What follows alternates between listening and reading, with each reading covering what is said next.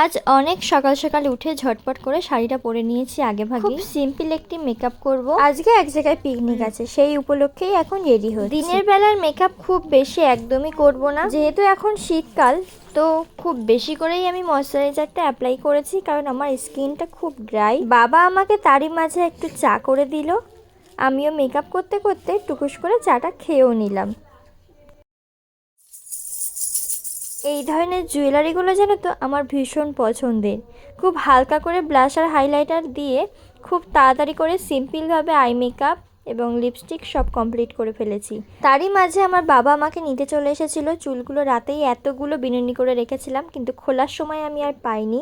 এই যে পুরো স্পটে গিয়েই তাই ফুল লুকটা তোমাদের সাথে শেয়ার করলাম। যাই হোক, এমনভাবে কিন্তু চুল বিনুনি করে রাখলে বেশ অনেকটাই কুকড়িয়ে যায়, তার প্রমাণ কিন্তু তোমাদের দেখিয়ে দিলাম।